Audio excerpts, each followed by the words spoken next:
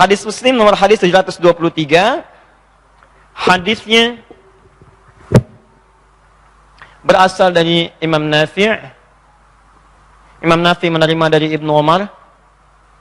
Ibnu Umar anaknya Umar. Ingat kalau ada ibnu anak laki-laki. Jelas ya?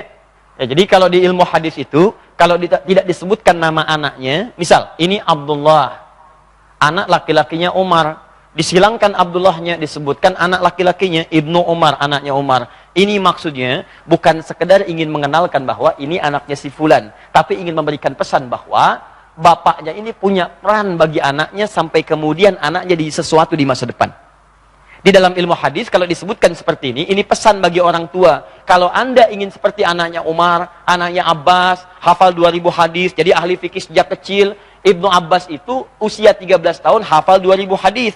Ibnu Umar itu termasuk ada Ibnu Amr bin As, itu hafal masalah fikih sejak usia 9 tahun. Sudah hafal hadis, hafal Quran, hafal kitab-kitab fikih. Kalau Anda ingin seperti mereka, maka jadilah orang tua yang seperti Umar, seperti Abbas, dan seperti Amr bin As. Bagaimana caranya? Investasikan di antara anak Anda itu ada yang mendalami urusan agama, bukan hanya mengejar dunia. Itu poinnya. Ini diterima dari Ummul Mukminin, yaitu Sayyidah Hafsah, ya, binti Umar bin Khattab radhiyallahu taala anhuma. Saya bacakan hadisnya. Sudah? Qalat anna Rasulullah sallallahu alaihi wasallam. Ummul Mukminin Sayyidah Hafsah radhiyallahu taala anha pernah menyampaikan, adalah kebiasaan Nabi sallallahu alaihi wasallam. Sudah? Anna Rasulullah sallallahu alaihi wasallam adalah kebiasaan Nabi sallallahu alaihi wasallam, idza sakata al-muadzin min al-adhan li salati subhi. Kalau seorang muadzin sudah selesai mengumandangkan adzan sebagai isyarat penunaian salat subuh. Redaksi pertama, jika seorang muadzin sudah selesai mengumandangkan adzan, saya tuliskan ini urutannya selesai adzan. Li salatil subhi, sebagai isyarat penunaian salat subuh. Bima makna fassalla, atau di riwayat lain faraka rak'ataini khafifataini. Maka beliau kemudian setelah itu bergegas atau bersiap menunaikan 2 rakaat yang ringan sebelum subuh. 1, bergegas menunaikan 2 rakaat, ingat 2 rakaat, sifatnya ringan, dan disebutkan sebelum menunaikan sholat subuh. Jadi kita simpulkan terlebih dahulu, 1, hadis ini ingin memberikan gambaran yang pertama. Tahan sebentar. Persiapan Nabi sebelum subuh. Di pertemuan lalu kan kita sudah sampai kepada jeda sebelum subuh kan. Amalannya sudah kita bahas, sekarang tiba waktu subuhnya, adzan berkumandang. Ini artinya kita bisa jadikan adzan sebagai patokan, ini sudah paham, sebagai masuknya waktu sholat. Jadi kalau adzan sudah berkumandang, Allahu Akbar, kan? Ini menunjukkan waktu sholat sudah siap dan tiba untuk dimulai. Paham sampai sini? Nah, tapi yang paling menarik, ingat baik-baik, jika Anda ingin meniru kebiasaan Nabi, dalam situasi seperti apa Nabi kemudian ketika mendengar adzan itu sudah siap mengerjakan satu amalan, dalam situasi seperti apa? Sekarang buka dulu Quran surah kedua Al-Baqarah ayat 238. Paling kanan sebelah atas di mushaf. Quran surah kedua ayat 238. Ini cukup menarik nih ya.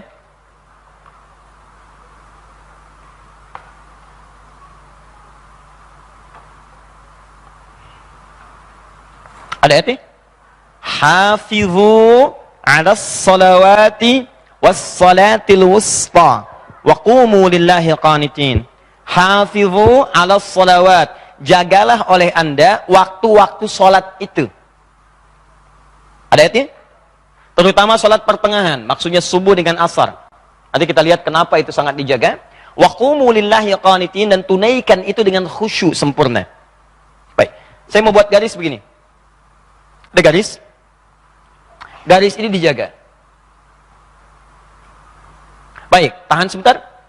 Kalau ada orang lewat, kemudian diberikan aturan, tidak boleh lewat garis ini. Tahan sebentar. Maka kalau ada orang lewat, penjaga ini memperkenankan lewat tidak? Tidak kan? Karena tidak boleh lewat kan? Baik, ini satu. Yang kedua, kalau saya bikin aturan misalnya, ya, di pekerjaan jam 7, semua karyawan itu harus sudah mulai bekerja. Tahan, jam 7, semua karyawan harus sudah mulai bekerja. Pertanyaan saya, boleh nggak karyawan datang ke sini jam 8? Tidak, karena aturannya mengatakan jam 7 mulai bekerja. Baik, kalau jam 7 mulai bekerja, berarti datang ke kantor jam berapa? Tergantung rumah Anda di mana. Kalau kantor Anda di Bekasi, rumah Anda di Kelapa Gading, masa iya masuk kantor jam 7 datang jam 7? Anda berangkat ada yang jam 5, ada yang jam 6 dan sebagainya, gitu kan? Baik. Nah, demikian pula kalimat bahasa Arabnya menjaga sesuatu supaya tidak lewat dan mempersiapkan sebelumnya, itu dalam bahasa Arab disebut dengan hafadha yuhafidhu. Perintahnya disebut dengan hafidhu. Ini bahasanya. Jadi ketika Allah mengatakan hafidhu 'alas shalawat, jaga waktu-waktu salat, menggunakan kalimat ini seakan-akan Allah ingin katakan, kalau sudah tiba waktu salat, Anda itu sudah siap. Jangan sampai lewat waktunya. Misal, adzan subuh jam berapa sekarang?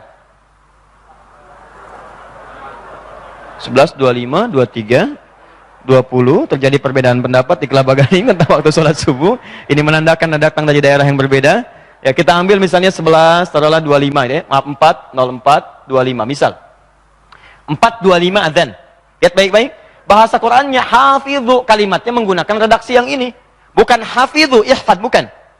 Tapi ada alifnya, hafidhu. Seakan-akan memberi kesan bahwa, lihat sini, jagalah waktu-waktu sholat. Apa maksudnya? Sama dengan tadi ilustrasi yang ini.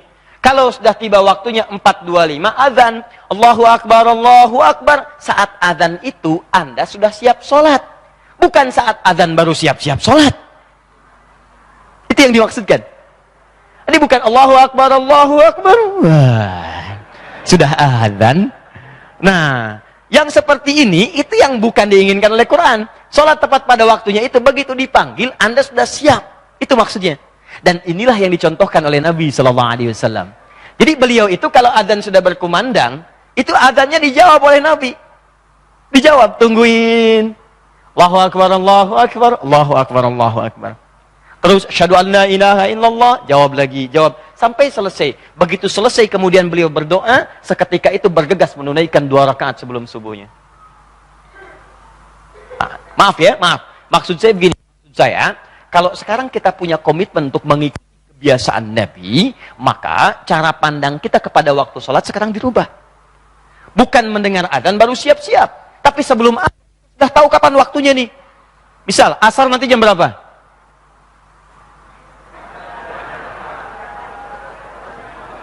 Ya. Maghrib jam berapa? Ya.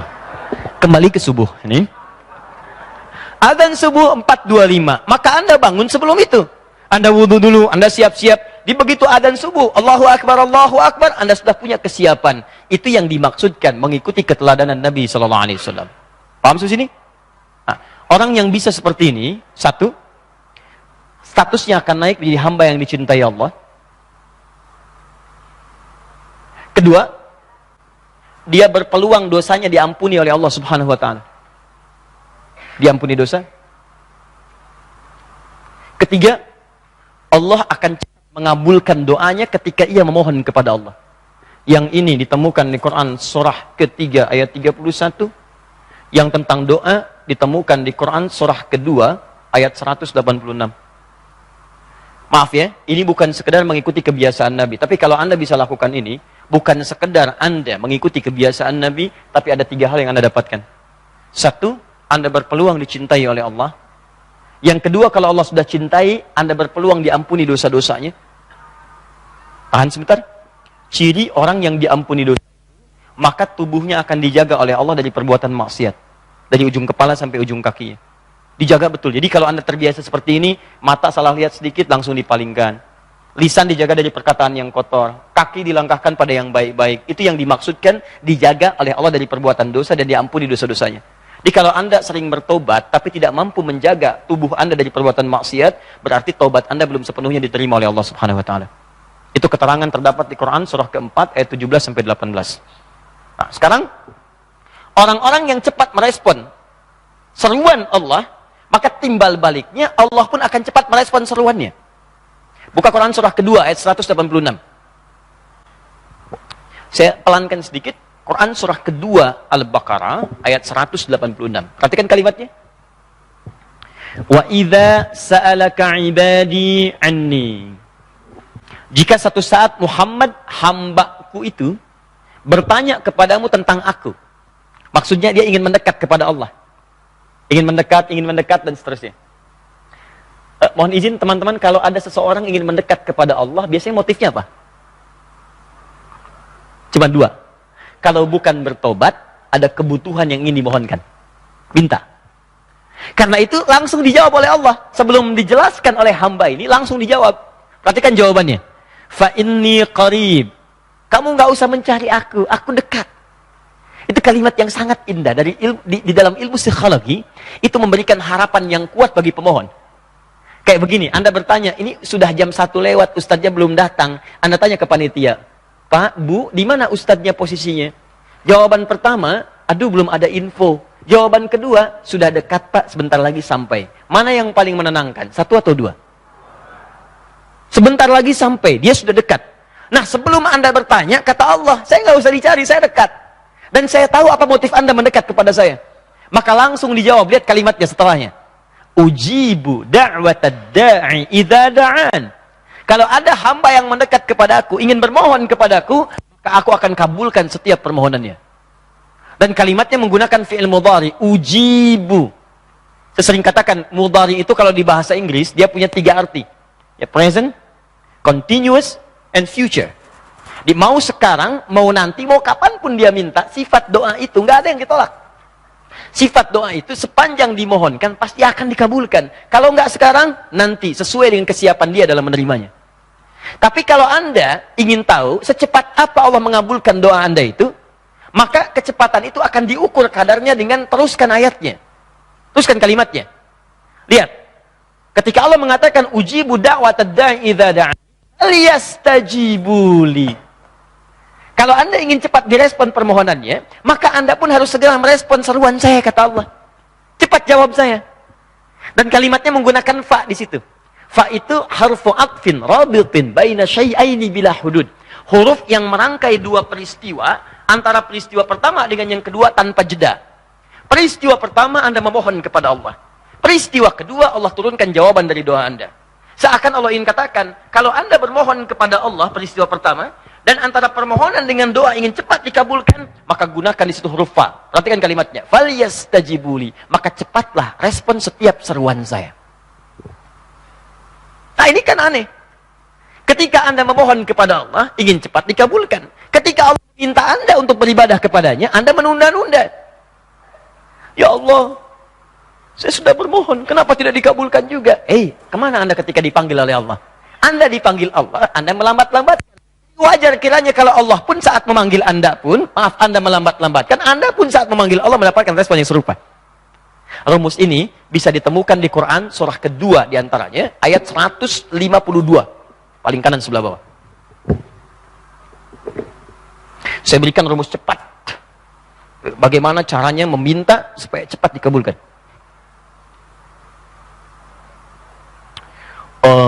Ini Pak ya, Bu. Ini sebetulnya rahasia. Coba di antara kita ya. Akan berdoa itu ada yang minta seperti biasa, mohonnya ya Allah, ABC dan sebagainya. Ada cara yang saat Anda meminta, disebutkan beberapa cara di dalam Al-Quran, yang kalau Anda meminta benar dengan itu, maka itu akan sangat cepat dikabulkan. Di antara tercepatnya adalah, ketika Anda memohon kepada Allah, sesaat atau saat sedang menunaikan sholat. Sholat. Saya turunkan dulu dalilnya. Jadi konstruksinya saya turunkan dulu ayatnya, supaya kita paham. Lihat sini. Yang ini, yang Al-Baqarah ayat 186, kata Allah, cepat respon seruan saya, maka secepat itulah kemudian aku akan kabulkan doamu.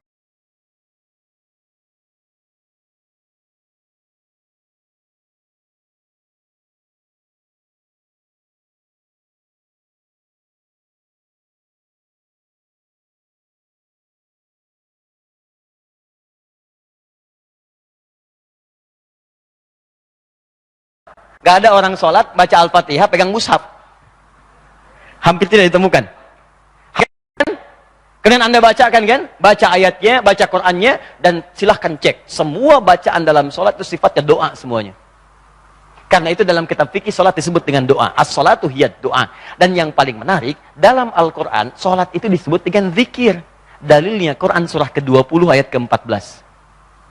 Quran surah 20 Toha ayat ke-14. Cek ayatnya.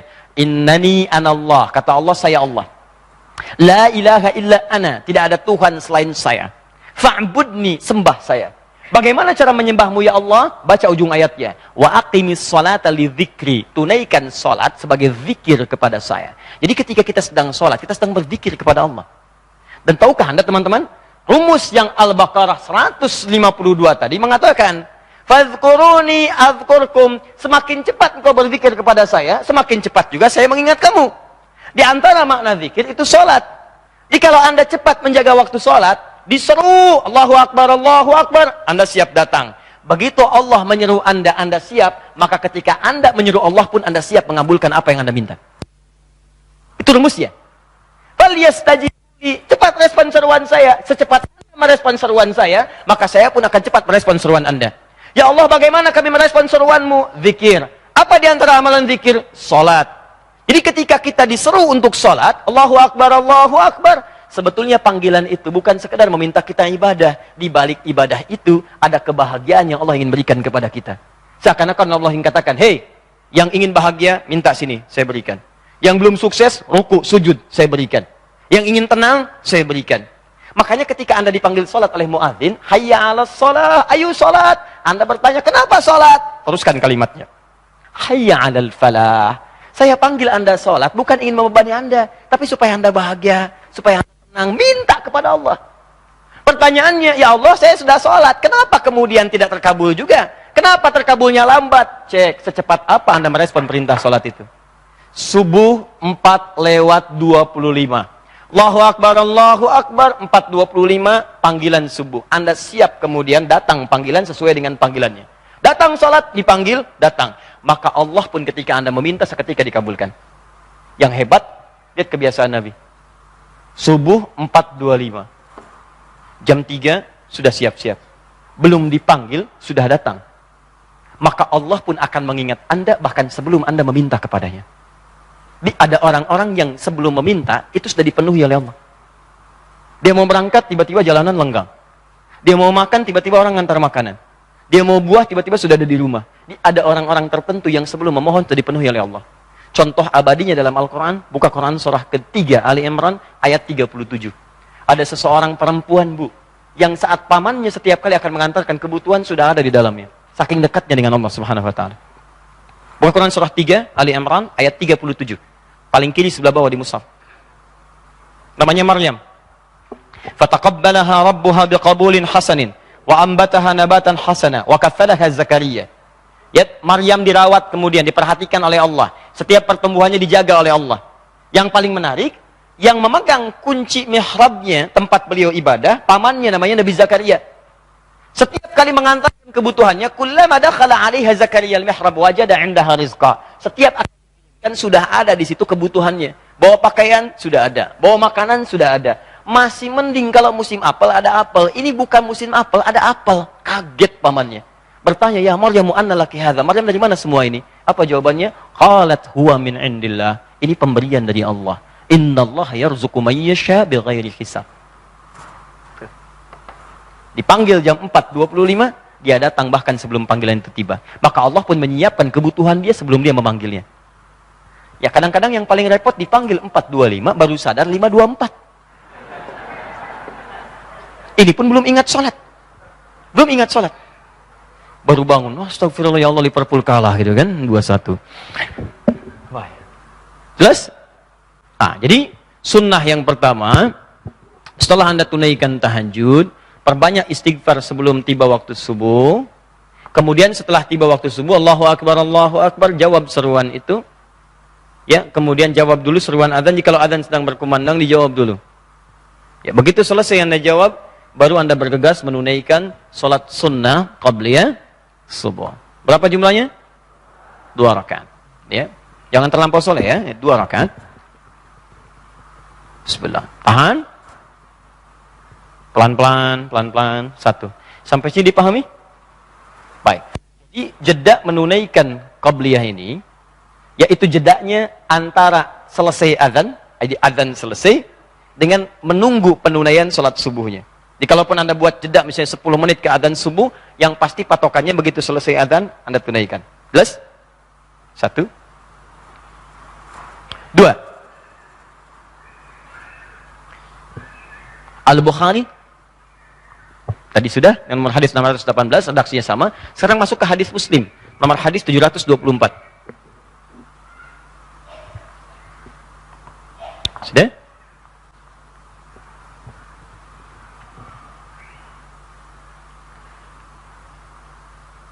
Adalah sholat sunnah yang sangat dipegang kuat oleh Nabi SAW. Asyaddu mu'ahadatan. Ya. Likulli syai'in, bahwa segala sesuatu minan nawafil yang termasuk sholat sunnah, asyaddu mu'ahadatan, yang sangat dipegang kuat oleh Nabi SAW, yaitu 2 rakaat sebelum fajar, rakaatul fajar. Saya ulang. Di antara sholat-sholat sunnah, nawafil, khususnya yang menyertai sholat fardu, yang sangat dipegang kuat oleh Nabi SAW, maksudnya hampir tidak pernah ditinggalkan dalam hidupnya. Ya, dalam keadaan apapun, itu salah satunya adalah 2 rakaat sebelum subuh. Nah, yang kedua ini seakan memberikan isyarat, tahan sebentar. Tahan sebentar. Biasanya, kalau dalam perjalanan safar, itu ada rukhsah, ada keringanan. Anda boleh tidak menunaikan sholat sunnah. Bahkan yang fardu pun, itu bilangannya kalau lebih daripada 2, dan sifatnya genap, itu bisa dikosor. Ya, dikurangi menjadi 2 rakaat. Dengan syarat, bilangannya genap dan lebih daripada 3. Jadi kalau 2, tidak bisa kemudian dikurangi kembali. Misal, zuhur, asar, isya, 4, itu boleh jadikan 2. Maghrib 3, tidak bisa dibagi 2. Karena tidak ada orang sholat 1,5. Ya, 1 rakaat dan setengah lagi ruku, salam, tidak bisa. Maka yang bisa itu hanya zuhur, asar, kemudian isya. Jika Anda ingin mengurangi itu karena perjalanan tertentu, namanya dikosor. Saat Anda mengkosor itu, teman-teman sekalian, jadikan yang 4 jadi 2. Saat menjadikan 4 jadi 2 itu, bahkan Anda tidak menunaikan sholat sunnah pun tidak ada masalah. Yang paling luar biasa disebutkan di hadis riwayat Al-Bukhari, kalau Anda sedang sakit, bahkan dalam perjalanan, tidak mampu mengerjakan yang sunnah itu, bahkan sholatnya dikosor, bahkan dijamak, jamak kosor, itu pahala sholatnya, termasuk sunnahnya, tetap dituliskan sempurna. Hadisnya berbunyi, "Idza maridal abdu aw safar, kutiba lahu mithla ma kana 'alaihi muqiman sahihan." Kalau ada seseorang sakit atau sedang perjalanan, kemudian tidak bisa menyempurnakan amalan seperti kebiasaannya. Biasanya sholat sunnah dulu, misalnya zuhur, 2 rakaat sampai 4 rakaat. Kemudian sholat setelah zuhur, sunnah lagi. Ini Anda mau ke Bandung, macet, istirahat di kilometer 57. Sampai di situ Anda duga ke Bandung akan macet lagi, sampainya maghrib. Anda jamak menggabungkan 2 sholat yang dekat. Zuhur dengan asar digabungkan, kosor, kurangi jumlah bilangannya. Zuhur 2, asar 2. Begitu Anda kerjakan zuhur 2, asar 2, Anda tidak kerjakan sholat sunnahnya. Karena yang fardu aja dikurangi, masa Anda kerjakan yang sunnah juga? Ya, nah maka ketika Anda kerjakan 2 yang zuhur, 2 yang asar, itu pahalanya tetap dituliskan dengan sholat sunnahnya sempurna semuanya. Dengan catatan Anda terbiasa menunaikan sholat sunnah sebelumnya. Jadi kalau Anda tidak terbiasa menunaikan sholat sunnah sebelumnya, yang dituliskan cuma 4 aja, 4 zuhur, 4 asar. Alhamdulillah akhirnya, walaupun tidak sholat sunnah dituliskan pahala sunnahnya. Alhamdulillah, belum tentu. Ya, kalau Anda tidak terbiasa sholat sunnah sebelumnya, paham? Nah, tapi ada yang menarik, khusus untuk subuh, itu tercatat dalam kitab-kitab hadis, bahkan riwayat-riwayat yang sahih, untuk subuh, Nabi tetap mempertahankan sholat sunnahnya. Ini menarik sekali. Kenapa? Ada 2 alasan. Yang pertama, memang sholat subuh itu sholat yang paling singkat, cuma 2 rakaat. Silahkan cek, zuhur 4, dikosor jadi 2, gitu kan? Nah, yang kedua ini yang paling menarik, karena banyak keutamaan-keutamaan di 2 rakaat sebelum subuh itu yang tidak ditemukan di sholat-sholat sunnah yang lainnya. Jika Anda kerjakan itu, maka Anda akan mendapatkan kemuliaan yang tidak ditemukan di tempat-tempat dan waktu-waktu lain, di waktu-waktu sholat selain subuh.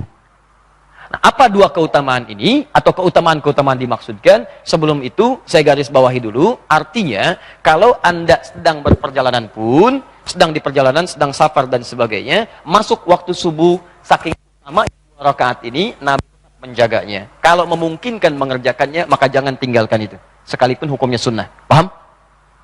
Bisa di airport, sudah tiba subuh Anda nunggu. Alih-alih Anda kerjakan sholat subuhnya terlebih dahulu, maka kalau memungkinkan waktunya masih ada, kerjakan 2 rakaat sebelum subuhnya. Plus, yang terakhir, ini kasus yang terakhir. Ini yang paling menarik. Nabi dalam perjalanan, kemudian di situasi dini hari, sudah sholat malam dan seterusnya, Nabi minta Bilal berjaga. Riwayatnya sahih, Bilal kamu berjaga. Kata Bilal, saya ikut tidur ya Rasulullah, nanti saya bangunkan semua. Kata Nabi, kamu berjaga. Saya ikut tidur ya Rasulullah, baiklah kamu tidur. Tapi sebelum subuh kamu bangun. Ya, kemudian bangunkan yang lain. Apa yang terjadi? Tiba-tiba mereka semua tertidur. Termasuk Bilal. Tidur semuanya, bangun-bangun, sudah merasa matahari sudah menyengat ke pipinya. Pipi Nabi. Artinya pada saat itu, Nabi bangun sudah melewati batas sholat subuh. Batas yang tetap waktunya. Nah, apa yang paling menarik? 2 hal. Hal yang pertama, ketika bangun Nabi katakan, wailak ya Bilal, celaka kamu Bilal. Katanya kamu bangun, ternyata kamu ketiduran juga. Oke? Nah, lalu Nabi ajarkan, kalau kamu belum sanggup mengerjakan sesuatu, jangan memaksakan diri. Serahkan kepada yang lain lebih mampu, atau bermohonlah kekuatan kepada Allah. Ini pelajaran yang sangat penting. Tapi yang paling menarik, Nabi setelah itu minta kepada para sahabat untuk berwudu, kemudian Bilal mengumandangkan adzannya. Yang paling menarik setelah itu, Nabi tidak langsung mengerjakan sholat subuh, tapi mengerjakan 2 rakaat sebelum subuh ini dulu. Sebelum sholatnya. Bayangkan, saya mau katakan begini, lihat baik-baik. Bu, subuh yang dimaksudkan bukan waktu subuhnya, sebelum sholat fardunya. Sebelum dikerjakan sholat fardunya, diawali dengan sholat sunnah dulu 2 rakaat, masih dikerjakan. Nah, para ulama hadis mengatakan, kalau 2 rakaat ini tidak penting pada saat itu, mustahil dikerjakan. Pasti Nabi akan langsung kepada sholat subuhnya yang 2 rakaat. Menariknya, Bilal memberi isyarat, setelah itu sholat sunnah, setelah sholat sunnah kemudian qomat, baru ditunaikan sholat subuhnya. Ini menunjukkan keutamaan 2 rakaat sebelum subuh itu jauh di atas sholat-sholat sunnah yang lainnya, bahkan yang mengiringi sholat fardu. Ada keutamaan khusus dibanding sholat-sholat yang lain. Jelas? Baik. 1, 2. Pertanyaannya, Ustaz, kok Nabi bisa kesiangan? Katanya Nabi, katanya Rasul, kok kesiangan? Nah, ini yang paling menarik. Teman-teman, mudah bagi Allah membangunkan Nabi pada saat itu mengatakan Muhammad bangun, waktunya subuh, selesai. Cuman diperkenankan oleh Allah pada saat itu, Nabi kemudian dibangunkan melebihi batas waktunya yang normal pada saatnya untuk memberikan contoh pada umatnya ke depan jika mengalami situasi serupa. Sebetulnya pelajaran ini untuk umatnya di masa depan, bukan untuk Nabi pada saat itu. Kalau Nabi gampang bangun, Muhammad bangun, cuman umatnya ke depan kalau ketiduran, bagaimana solusinya? Dan umat sekarang bukan cuma ketiduran lagi, banyak yang kesiangan. Maka diajarkan contoh. Apa contohnya? Jika seseorang itu kemudian bangun dari tidurnya, melewati batas sholatnya, keluar sabda Nabi, itulah waktu sholatnya. Tunaikan waktu sholat yang bangun dari tidurnya, itulah waktunya. Misal, Anda subuh, terlampau lelah, capek, gitu kan? Ingat, bukan disengaja ya, bukan begadang nonton bola misalnya, kemudian ketiduran, sengaja kemudian lambat subuh, itu dosa. Itu dosa. Tapi ada yang hal-hal yang kadang nampak dalam kegiatan yang tidak kita rencanakan. Capek Anda kemudian dari pekerjaan, datang jam 1 malam, kemudian setelah itu Anda mandi, Anda kemudian sholat dulu, bahkan sempat tahajud sampai 2:30. Udah itu tiduran dulu, begitu bangun jam 7 misalnya kan. Nah, ketika Anda bangun ini, bukan berarti waktu sholatnya habis, tidak. Kerjakan sholat itu tepat pada saat bangunnya. Yes? Ini sama dengan pertanyaan begini, kenapa Nabi Adam itu sempat melakukan pelanggaran terhadap ketentuan Allah? Kenapa makan buah khuldi? Padahal Nabi dijaga dari maksiat. Nah, Nabi Adam itu diperkenankan oleh Allah makan buah khuldi, bukan karena nggak dijaga, untuk memberikan tuntunan tobat bagi anak cucunya yang bukan Nabi di kemudian hari.